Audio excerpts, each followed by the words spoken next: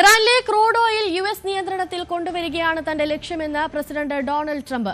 ഇതിനായി ഇറാനിലെ ഖാർഗ് ദ്വീപ് പിടിച്ചടക്കുന്നതുൾപ്പെടെ പരിഗണിക്കുന്നുണ്ടെന്നും അദ്ദേഹം പറഞ്ഞു. ഫിനാൻഷ്യൽ ടൈംസ് പത്രത്തിന് നൽകിയ അഭിമുഖത്തിലായിരുന്നു ട്രംപിന്റെ പ്രതികരണം.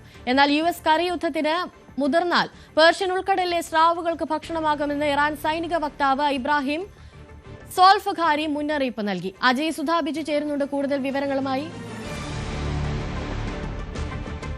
യുദ്ധം കൂടുതൽ രൂക്ഷമാകുന്നു. ട്രംപും ഇറാനും അമേരിക്കയും ഇറാനും തമ്മിൽ വീണ്ടും കൂടുതൽ വെല്ലുവിളികളിലേക്ക് കടക്കുന്നു എന്നുള്ള വിവരങ്ങളാണ് ഇപ്പോൾ പുറത്തുവരുന്നത്.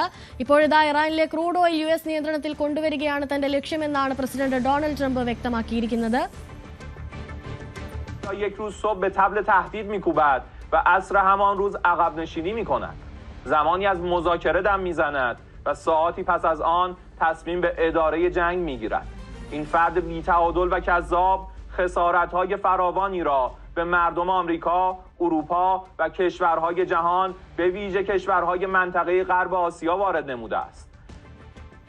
رئیس جمهور آمریکا ثابت کرده تنها زبانی که میشناسد زبان زور است.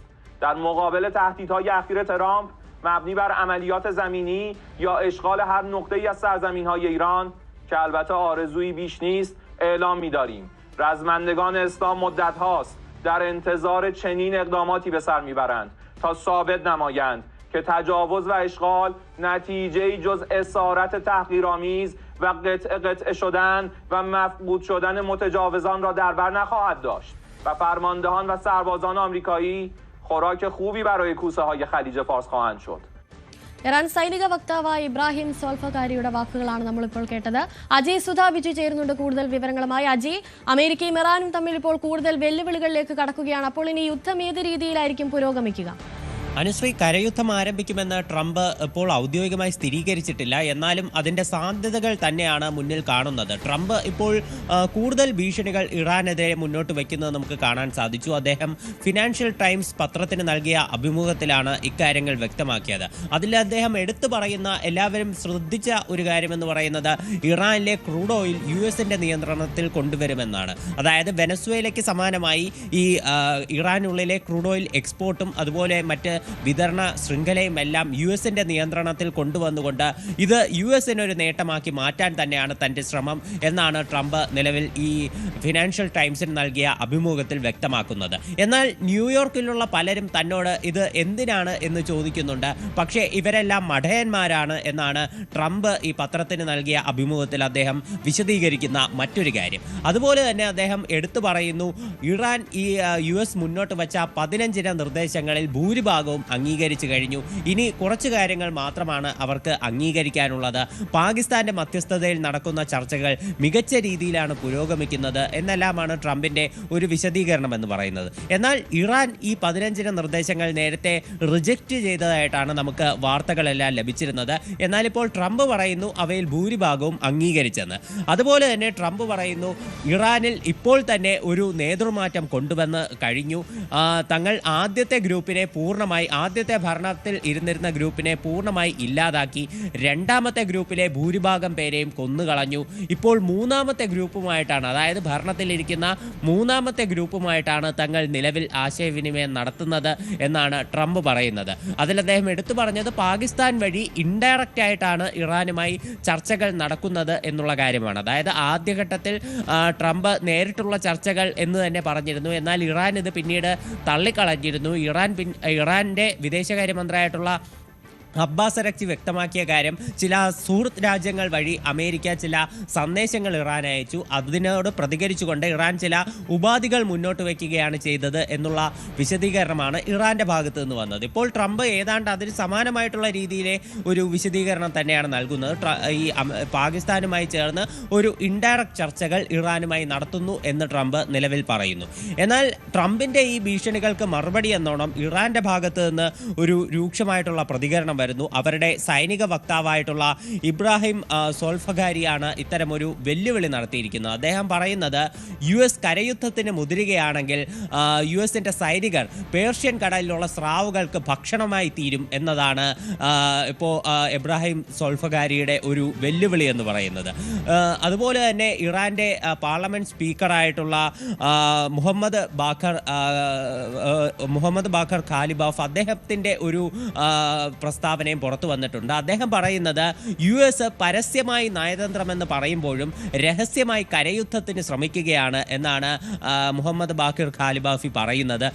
അതുപോലെ തന്നെ ഇപ്പോൾ ഇത്തരത്തിൽ ഒരു കരയുദ്ധത്തിന് US മുതിർന്നാൽ ശക്തമായിട്ടുള്ള തിരിച്ചടി നൽകും എന്നതാണ് ഇറാന്റെ ഭാഗത്ത് നിന്ന് വന്നിട്ടുള്ള പ്രതികരണം. ഇത് തീർച്ചയായിട്ടും കഴിഞ്ഞ ദിവസം പുറത്തു വന്ന വാർത്തകളെ തുടർന്നാണ് ഇറാൻ ഇപ്പോൾ ഇത്തരമൊരു വെല്ലുവിളി നടത്തുന്നത്. അതായത് കഴിഞ്ഞ ദിവസം 3500 US മറൈനുകളെ പശ്ചിമേഷ്യയിൽ വിന്യസിക്കുന്നു എന്നുള്ള തരത്തിലെ വാർത്തകൾ വന്നിരുന്നു. US-ന്റെ ഒരു പടക്കപ്പലുമാണ് ഇവരുമായിട്ട് ഇപ്പോൾ പശ്ചിമേഷ്യയിൽ എത്തിച്ചേർന്നത്. ഇതിനു മുൻപേ 2000 പേരെ വിന്യസിച്ചതായിട്ട് വാർത്തകൾ വന്നിരുന്നു. മൊത്തം 10,000 US സൈനികരെ ഇവിടേക്ക് പശ്ചിമേഷ്യയിൽ കൂടുതലായി കൊണ്ടുവരാനാണ് US ആലോചനയിലുള്ളത് എന്നതാണ് ഒരു അഭ്യൂഹം എന്ന് പറയുന്നത്. ഇത് തീർച്ചയായിട്ടും ഇറാനിൽ ഒരു കരയുദ്ധത്തിലേക്ക് കടക്കാനാകും US-ന്റെ ഒരു പ്ലാൻ എന്നുള്ള രീതിയിലെല്ലാം വാർത്തകൾ വന്നിരുന്നു. എന്തായാലും ട്രംപിന്റെ ഇന്നത്തെ പ്രസ്താവന ഖാർഗ് ഐലൻഡ് US-ന്റെ നിയന്ത്രണത്തിൽ കൊണ്ടുവന്ന് ഇറാനിലെ ഒരു എണ്ണ വിതരണം അത് US-ന്റെ നിയന്ത്രണത്തിൽ കൊണ്ടുവരും എന്നത് ഇത്തരത്തിൽ ഈ കരയുദ്ധത്തിന് US മുതിരുകയാണോ എന്ന സംശയങ്ങൾ അത് കൂടുതൽ ശക്തമാക്കുന്നുണ്ട്. ഖാർ ദ്വീപ് എന്ന് പറയുന്നത് ഇറാന്റെ തെക്ക് ഭാഗത്ത് പേർഷ്യൻ കടലിലായിട്ട് സ്ഥിതി ചെയ്യുന്ന ഒരു ദ്വീപാണ്. ഇവിടെ ഇറാന്റെ ചില പവർ പ്ലാന്റുകൾ ഉൾപ്പെടെ സ്ഥിതി ചെയ്യുന്നുണ്ട്. ഇതുവഴി ഇവിടെയാണ് പ്രധാനമായിട്ടും ഇറാന്റെ ഒരു ക്രൂഡ് ഓയിൽ ഉൽപാദന അതുപോലെ തന്നെ വിതരണ കേന്ദ്രം എന്ന് പറയുന്നത്. അപ്പോൾ ഇവിടം കീഴടക്കി ഇവിടെയുള്ള ഒരു എക്സ്പോർട്ടിംഗ് ഹബ്ബ് അത് തങ്ങളുടെ നിയന്ത്രണത്തിൽ കൊണ്ടുവരികയാണ് ലക്ഷ്യമെന്നാണ് ട്രംപ് പറയുന്നത്. അപ്പോൾ ഇത് തീർച്ചയായിട്ടും ഒരു കരയുദ്ധത്തിലേക്ക് തന്നെയാണ് വിരൽ ചൂണ്ടുന്നത്. അതേസമയം തന്നെ ഇപ്പോൾ കഴിഞ്ഞ ദിവസം നമുക്കറിയാം ഓശാന ഞായറായിരുന്നു. അപ്പോൾ ആ സമയത്ത് പുറത്തു വന്നിട്ടുള്ള പോപ്പ് ലിയോ 14 ഒരു പ്രസ്താവന കൂടി നിലവിൽ ചർച്ചയാകുന്നുണ്ട്. അദ്ദേഹം പറഞ്ഞത് ഈ യുദ്ധം ആരംഭിച്ചു വെച്ചവരുടെ പശ്ചിമേഷ്യയിലുള്ള യുദ്ധം ആരംഭിച്ചു വെച്ചവരുടെ പ്രാർത്ഥന ഒരിക്കലും ദൈവം കേൾക്കില്ല. അവരുടെ പ്രാർത്ഥനകൾ ദൈവം തള്ളിക്കളഞ്ഞു കഴിഞ്ഞു. അവരുടെ കൈകളിൽ നിലവിൽ രക്തക്കറകൾ മാത്രമാണ് എന്നാണ് പോപ്പ് ലിയോ 14 ഈ യുദ്ധത്തെ അനുശോചിച്ചുകൊണ്ട് പറഞ്ഞത്. അതേസമയം ഇപ്പോഴും പശ്ചിമേഷ്യയിൽ സംഘർഷം രൂക്ഷമായി തന്നെ തുടരുകയാണ്. കുവൈറ്റിലെ ഒരു പവർ പ്ലാന്റ് നിലവിൽ ആക്രമണ വിധേയമായിട്ടുണ്ട്. ഈ ആക്രമണത്തിൽ ഒരു ഇന്ത്യക്കാരൻ കൊല്ലപ്പെട്ടതായി കുവൈറ്റ് മന്ത്രാലയം അറിയിച്ചിട്ടുണ്ട്. അതുപോലെ തന്നെ ഇപ്പോൾ തെക്കൻ ലെബനനിലും പോരാട്ടം ശക്തമാണ്. തെക്കൻ ലെബനനിലുള്ള കൂടുതൽ പ്രദേശങ്ങൾ തങ്ങളുടെ നിയന്ത്രണത്തിൽ കൊണ്ടുവന്നതായിട്ടാണ് ഇസ്രായേൽ അവകാശപ്പെടുന്നത്. അതേസമയം ഇസ്രായേലിനെതിരെയുള്ള ഹൂതി വിമതരുടെ ഒരു പോരാട്ടവും തുടരുകയാണ്. ഹൂതി വിമതർ ഇസ്രായേലിലേക്ക് അയച്ച കൂടുതൽ ഡ്രോണുകൾ നശിപ്പിച്ചതായിട്ട് ഇസ്രായേലിൻ്റെ പ്രതിരോധ മന്ത്രാലയം അറിയിച്ചിട്ടുണ്ട്. ഇറാനിലുള്ള ഒരു കെമിക്കൽ പ്ലാന്റ് ഇസ്രായേൽ നിലവിൽ ആക്രമിച്ച് തകർത്തതായിട്ടുള്ള റിപ്പോർട്ടുകളുണ്ട്. ടെഹ്റാനിലും നിരവധി സ്ഫോടനങ്ങളുണ്ട്. ഇറാൻ തിരിച്ചു നടത്തിയ ആക്രമണം ഇസ്രായേലിന്റെ തെക്കൻ ഭാഗത്തുള്ള ഒരു വ്യാവസായിക മേഖലയിൽ കടുത്ത ആക്രമണങ്ങൾ ഉണ്ടായിട്ടുണ്ട്. ഇവിടെ ഒരു കെമിക്കൽ ചോർച്ച ഉണ്ടായിട്ടുണ്ടോ എന്നുള്ള രീതിയിലെ സംശയങ്ങൾ ഉൾപ്പെടെ ഇപ്പോൾ ഒരു ആശങ്കയ്ക്ക് തെക്കൻ ഇസ്രായേലിൽ ഒരു ആശങ്കയ്ക്ക് കാരണമാക്കിയിട്ടുണ്ട്. ഇപ്പോൾ എന്തായാലും പോരാട്ടങ്ങൾ ശക്തമായി തന്നെ തുടരുകയാണ്. ഇതിനിടെ പശ്ചിമേഷ്യയിൽ ഹോർമൂസ് കടലിടുക്കിൽ കുടുങ്ങിയിരുന്ന 2 ഇന്ത്യൻ കപ്പലുകൾ നിലവിൽ ഇന്ത്യയിലേക്ക് യാത്ര നടത്തിക്കൊണ്ടിരിക്കുകയാണ് എന്നുള്ള വാർത്തകളും പുറത്തു വരുന്നുണ്ട്. അജയ്, അതുപോലെ തന്നെ ഈ പാകിസ്ഥാനിൽ പുരോഗമിക്കുന്ന ചർച്ചയിൽ ഈ സംഘർഷം ലഘൂകരിക്കാനുള്ള എന്തെങ്കിലും തരത്തിലുള്ള തീരുമാനങ്ങൾ ഉണ്ടാകാനുള്ള സാധ്യതയുണ്ട്. അതിപ്പോൾ ഏത് രീതിയിലാണ് പുരോഗമിക്കുന്നത്? പാകിസ്ഥാനിൽ ഇന്നലെ ചില ഇറാനും US-ഉം ഈ ചർച്ചകളിൽ ഉൾപ്പെട്ടിട്ടില്ലെങ്കിൽ പോലും പാകിസ്ഥാൻ, തുർക്കി, ഈജിപ്ത്, സൗദി അറേബ്യ എന്നീ രാജ്യങ്ങളുടെ നേതൃത്വത്തിലാണ് ചില ചർച്ചകൾ നടന്നത്. അപ്പോൾ ഈ ചർച്ചയിൽ യുദ്ധം പെട്ടെന്ന് തീർക്കുന്നതിന് ആവശ്യമായിട്ടുള്ള കാര്യങ്ങൾ ഉൾപ്പെടെ ചർച്ചയായതായിട്ടാണ് പറയുന്നത്. ഇത് ഒരു ദ്വിദിന ചർച്ചയാണ്. ഇന്നും ആ ചർച്ച തുടരും എന്നതാണ് നമുക്ക് അറിയാൻ സാധിക്കുന്നത്. എന്നാലും പാകിസ്ഥാൻ നിലവിൽ ഔദ്യോഗികമായി തന്നെ സ്ഥിരീകരിച്ചിട്ടുള്ള മറ്റൊരു കാര്യം എന്ന് പറയുന്നത് പറയുന്നത് ഇറാനും അമേരിക്കയും പാകിസ്ഥാനിൽ നടക്കുന്ന ചർച്ചകളോട് മികച്ച രീതിയിലാണ് പ്രതികരിക്കുന്നത് എന്നാണ് പാകിസ്ഥാന്റെ വിദേശകാര്യ മന്ത്രാലയം അറിയിച്ചിരിക്കുന്നത്. നിലവിൽ US-ഉം ഇക്കാര്യം വ്യക്തമാക്കിയിട്ടുള്ളതാണ്. പാകിസ്ഥാൻ വഴി മികച്ച രീതിയിലാണ് ചർച്ചകൾ മുന്നോട്ട് പോകുന്നത് എന്ന് US-ഉം അറിയിച്ചിട്ടുണ്ട്. എന്നാൽ ഇറാന്റെ ഭാഗത്ത് നിന്ന് ഇത്തരം ചർച്ചകൾ നടക്കുന്നതായി ഔദ്യോഗിക സ്ഥിരീകരണം ഉണ്ടായിട്ടില്ല. ചില സുഹൃത്ത് രാജ്യങ്ങൾ വഴിയുള്ള സന്ദേശ കൈമാറ്റം മാത്രമാണ് നടക്കുന്നത് എന്നതാണ് ഇറാന്റെ ഒരു വിശദീകരണം എന്ന് പറയുന്നത്. എന്തായാലും നിലവിൽ ഏറ്റവും കൂടുതൽ ആശങ്കയുള്ളത് US കരയുദ്ധത്തിന് മുതിരുമോ, അങ്ങനെ മുതിർന്നാൽ അവർക്ക് തിരിച്ചടികൾ ഉണ്ടാകാൻ തന്നെയാണ് സാധ്യത എന്നാണ് പല വിദഗ്ധരും ചൂണ്ടിക്കാട്ടുന്നത്. പ്രത്യേകിച്ച് മലനിരകളും അതുപോലെ തന്നെ മരുഭൂമികളും അടങ്ങുന്ന ഇറാന്റെ ഭൂപ്രകൃതി, അതുവഴി US-ന് ഒരു മുന്നേറ്റം നടത്താൻ സാധിക്കുമോ എന്ന ഒരു കാര്യം പലരും മുന്നോട്ട് വയ്ക്കുന്നു. അതേസമയം തന്നെ US കരയുദ്ധം പൂർണ്ണമായിട്ടും ഒരു കരയുദ്ധം നടത്താതെ വ്യോമസേനയുടെ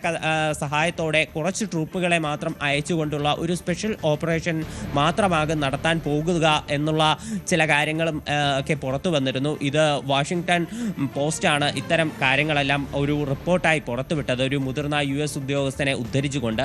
എന്നാൽ ട്രംപ് നിലവിൽ ഔദ്യോഗികമായി ഇക്കാര്യങ്ങളൊന്നും സ്ഥിരീകരിക്കുന്നില്ല. നിലവിൽ ഔദ്യോഗികമായി അദ്ദേഹം ഇതിന് കരയുദ്ധത്തിന് ഒരു അനുമതി കൊടുത്തിട്ടുമില്ല.